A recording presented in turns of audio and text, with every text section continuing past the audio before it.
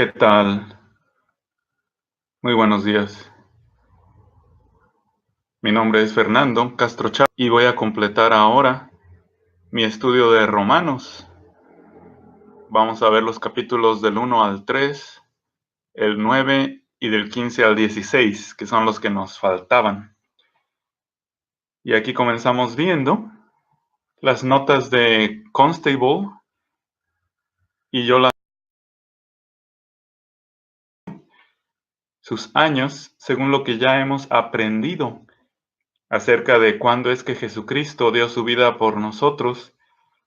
El 14 de Nisan del año 28 después de Cristo, ya que Jesucristo nació el año 3 antes de Cristo, efectivamente 3 años antes de los que la gente normalmente considera, y eso está en otra de mis presentaciones. Entonces, para que Pablo pudiera haber participado en el asesinato a pedradas de Esteban fuera de Jerusalén, necesitaba ser miembro del Sanedrín y necesitaba tener por eso mínimo 30 años. Entonces estoy aquí calculando aproximadamente la misma edad que Jesús para que coincidan los años, mínimo de 30 años. Puede haber una variante aquí, desde luego, pero una vez haciendo estos ajustes, nos damos cuenta que Pablo pudo haber nacido semejante a Jesucristo alrededor del año 3 antes de Cristo, para que tuviera 30 años, el 28. Nace Pablo en Tarso de Cilicia, de una familia judía. De sus 11 años a sus 28 años, se podría considerar la vida temprana de Pablo en Jerusalén. Aproximadamente pudo haber sido desde antes, ¿verdad? Pero dice que él creció en Jerusalén y fue educado en la ley bajo Gamaliel. ¿Se acuerdan? A los pies de Gamaliel. Pablo fue educado como fariseo. En el año 28 es cuando participó en el asesinato a pedradas de Esteban, y allí mismo ese año es cuando él toma el liderazgo en la persecución y muerte de cristianos en Jerusalén. Dice que no solo Esteban fue asesinado bajo la autorización de Pablo, sino que él mismo lo dice. Ustedes pueden leer estas referencias, que él participó en la muerte de más cristianos. Entonces vemos que en el año 28 también tiene él un liderazgo en la persecución de cristianos fuera de Jerusalén, en Damasco. Es decir, que en cuanto Jesucristo dio su vida, el cristianismo se expandió rápidamente, porque hay que recordar que Jesucristo, después de 3 días y 3 noches, fue levantado de entre los muertos. Esto sería el sábado, nuestro sábado, equivalente a nuestro sábado del 17 de Nisan. Es decir, que el 14 de Nisan equivale al miércoles, al atardecer, y su resurrección 3 días y 3 noches después es el sábado al atardecer, pero todavía es sábado cuando Dios lo resucitó. Y entonces Jesucristo anduvo sobre la tierra 40 días y 40 noches, y eso es el complemento simétrico. Ya ven que toda la Biblia y los hechos históricos tienen simetría.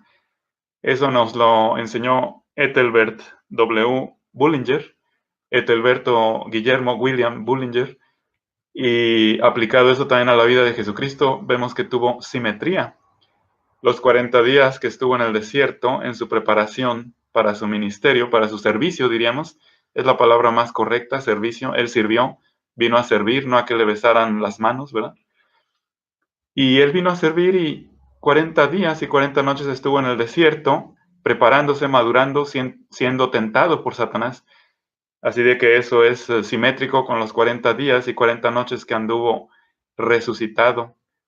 Y a partir de su ascensión, 10 días después, manda Espíritu Santo el día de Pentecostés, y a partir de entonces el cristianismo se expande poderosamente. Hay que recordar que el mero día de Pentecostés, 3,000 judíos se hicieron cristianos. Y ya los pocos días después, cuando curan y sanan perfectamente al cojo de nacimiento, Pablo y Juan se agregan y ya eran 5,000. Entonces ahí es cuando empezó también la persecución muy activa. En ese mismo año, considero yo, porque es cuando estaba abundancia de cristianos y hubo el problema aquel de que estaban descuidando a las viudas de los gentiles, a las viudas de los griegos, y entonces organizan a 7 servidores jóvenes que se encarguen exclusivamente de que no le falte nada a nadie, como esos servidores serían como pastores. Ahí estaba precisamente Esteban. Entonces Pablo autorizó su muerte y pusieron las ropas de los que lo apedrearon a los pies de Pablo. Eso él mismo lo dice. Entonces Pablo ese mismo año, al final de ese mismo año, del 28, experimenta su conversión en el camino llegando a Damasco y es sanado y bautizado, recibe a Cristo en Damasco a manos del discípulo Ananías. Predica en Damasco, viaja a Arabia, al año siguiente regresa a Damasco y es cuando lo descargan, en su segunda vez que estuvo en Damasco, lo descargan en una canasta de las murallas y de ahí se va a otro lugar. Eso sucede en el año 32 aproximadamente, cuando lo descargan en una canasta y de ahí se va a Jerusalén. Entonces está en Damasco del 29 al 32. Por ahí dice que estuvo 3 años, 29, 30, 31, 32. Se reúne con Pedro y Santiago, etcétera. Ustedes pueden seguir leyendo, sería larguísimo, porque hizo muchas cosas y de hecho faltan todavía más de las que se describen en este cuadro, pero son aproximadas, pero hacen sentido para mí. La primera vez que escribe Pablo, escribió primera y segunda a los tesalonicenses, y según el ajuste de años que he visto aproximado, más menos 5, podríamos decir, con un rango más menos 5, eso lo escribió entre el año. Luego escribe Primera de Corintios, aproximadamente en el año 51, bien, por cualquier error que haya podido haberse cometido en este cálculo, pero al menos ya está ajustado hacia cuando realmente, porque su ministerio completo fue de aproximadamente 1 año y 4 meses, 7 meses fungiendo como, un poquito más de 7 meses fungiendo como apóstol y un poco más de 7 meses fungiendo como sumo sacerdote. Pero les digo, ustedes pueden ir leyendo esto y poniéndole pausa, porque es muy interesante. Las fechas del libro de Hechos, como ya se ha hecho, y eso me llevó 30 años, afinar la cronología de la vida de Jesús, al menos para su principio y su final. Eso me llevó 30 años, entonces no sé cuánto el darnos cuenta de la cronología precisa de Hechos de los Apóstoles, pero ya ajustando los años, si se dan cuenta, esto es diferente, es más temprano ahora, se redujo en 6 años hacia abajo de lo que yo tenía antes, ya habiendo visto estos detalles. Y las que vamos a completar ahora es lo de Romanos, y las que faltan son precisamente Filemón para el liderazgo cristiano, Filemón, 1 de Timoteo y 2 de Timoteo. Y Tito, aquí también me faltó poner esto en verde, Tito. Entonces, si se dan cuenta, el servicio de Pablo se expande bastantes años hasta que da su vida. Lo demás, de nuevo, también se los voy a ir y ustedes le pueden poner pausa. Pero sí, la mayor alegría de nuestras vidas es las escrituras de Dios, las escrituras bíblicas. Eso es lo que nos da el mayor gozo. Personas van y vienen, circunstancias van y vienen, pero Dios y su revelación que viene del cielo, que es la que más cuenta, la que nos dice cómo entender y cómo seleccionar lo que ya tenemos en nuestra mente para que cause el mayor impacto en los corazones. Eso que viene de Dios permanece ¿por cuánto tiempo?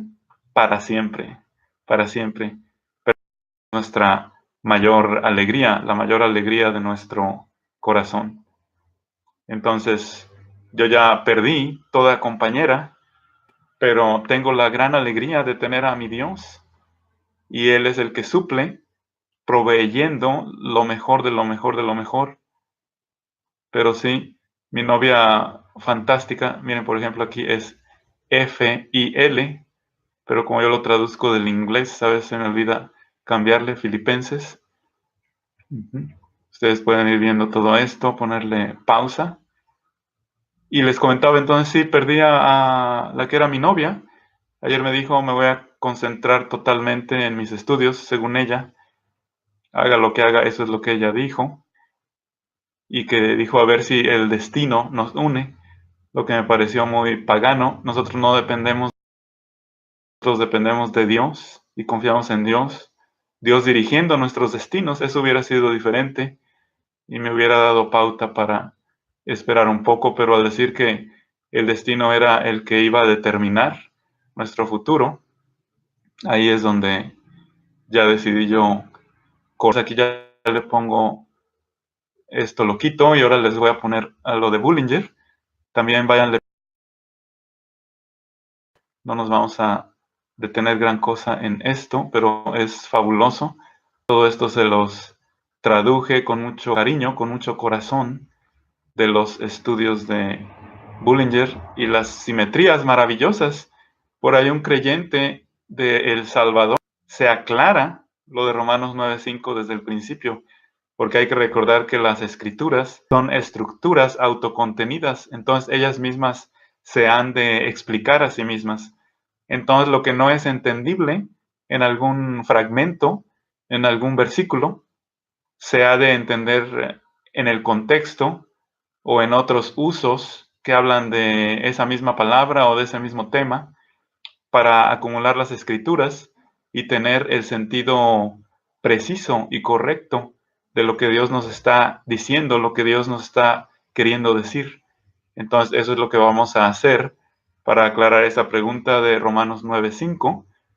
Conocí a José Francisco Luna en persona en la Ciudad de México, cuando todavía estábamos aprendiendo como bebés, pero ahora que hemos ido madurando y viendo las escrituras independientemente de toda organización, nos damos cuenta que son maravillosas.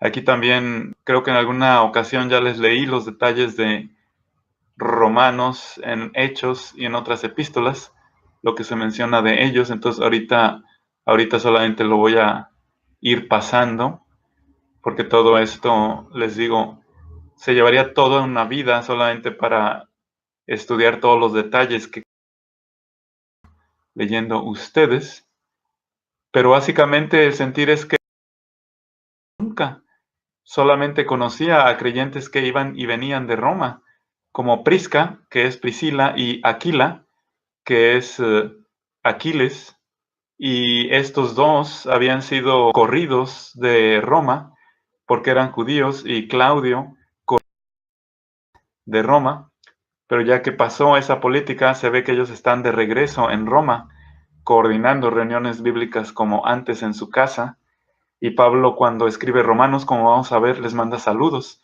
Ya estaban allá establecidos en Roma.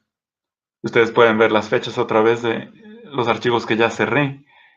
Pero vean qué interesante, aun cuando Pablo se opuso a la voluntad de Dios y fue tercamente a Jerusalén, y también vamos a hablar de eso, cómo el Señor no lo dejó ni lo abandonó. Así de que no nos deja ni nos abandona. Por más errores que cometamos, seguimos teniendo el Espíritu Santo y si seguimos acudiendo a Él, Él nos sigue hablando. Vean aquí, Jesucristo se le presentó y le dijo, ten ánimo, Pablo, pues como has testificado de mí en Jerusalén, aun cuando yo no quería que fueras a Jerusalén, tú hablaste de mí y me glorificaste y eso es lo que vale, eso es lo que cuenta. Entonces, como has testificado de mí en Jerusalén, así es necesario que testifiques también en Roma. Tú querías ir a España, hasta España, y de paso estar un tiempo breve en Roma, pero ahora ya no vas a poder ir a España, lo siento mucho por lo que has hecho, que fuiste a Jerusalén cuando yo no quería que fueras, pero sigo contigo, Pablo, y ahora donde vas a testificar con gran poder para mí es en Roma. Vean, ahí fue donde paró toda la expansión que Pablo quería llegar hasta España, como la vamos a ver. Entonces, ellos antecedemos. Epístola del apóstol Pablo a los romanos. cristianos, fue el que fundó la Iglesia Cristiana de Roma. Entonces ni siquiera un apóstol llegó a Roma. Como vamos a ver, Pedro no estuvo en Roma jamás, porque si hubiera estado, si hubiera un apóstol que llegó allá, como dice una congregación mentirosa, oh, aquí está la mujer que amo, discúlpenme, les voy a, disculpen esto, pero es en vivo y en vivo y en directo, y van a ver conmigo este proceso histórico. Y les estaba diciendo entonces, qué interesante que era conocida una tradición bíblica desde el siglo IV, que no había habido apóstol alguno que había fundado la iglesia de Roma. Vean, qué tremendo, ¿no? O sea, todas las fantasías de los que dicen que Pedro fue el primer papa y que fue el primer apóstol que llegó a Roma son mentira. Es el contexto romano, no el hebreo, dice Schenker, y es correcto eso. Entonces podemos tener más o menos compromiso, mayor o menor compromiso con Jesús y seguir siendo dulos. Eso nos hace tener una libre decisión y un libre control absoluto de qué tanto y cuánto queremos servir. Y entonces en base a eso Él trabaja, Cristo trabaja con nosotros. Como con Pablo, ya ven, fue muy terco en ir a Jerusalén y aún así quería seguir sirviendo a Cristo y quería seguir trabajando con Él. Aunque cambiaron las circunstancias, jamás fue a España como Él quería, que entonces era provincia romana, pero Cristo siguió trabajando con Él. Entonces el margen y el marco que le demos de trabajo a Cristo es el que Él va a utilizar para que nosotros podamos entonces trabajar con Él. Entonces Pablo pequeño, esclavo o empleado, es doulos en el contexto romano, no solo esclavos como que eran propiedad de otros, sino también empleados a los que se les pagaba. Un doulos podría ser un empleado del gobierno sin ser esclavo, que tuviera un trabajo de responsabilidad y lo hiciera bien. Un doulos es más bien en cuanto a la responsabilidad con que se trabaja. Vean cómo va cambiando nuestro entender al ir viendo que es en contexto no hebreo, sino gentil, porque le está escribiendo a los romanos y ellos tenían que entender este doulos, no en el sentir hebreo, sino en el sentir gentil, pagano, romano. De hecho, todos estos ya venían del paganismo y se habían hecho cristianos. Luego, empleado de Cristo, ungido, entonces de ungido, pequeño, esclavo o empleado de ungido, Salvador. Jesús es Salvador, de Cristo Salvador, ungido Salvador, Cristo Jesús, quien aceptó la invitación a ser su enviado especial. Y esto de que quien aceptó la invitación a ser su es llamado. Cletos, como Anacleto viene de ahí,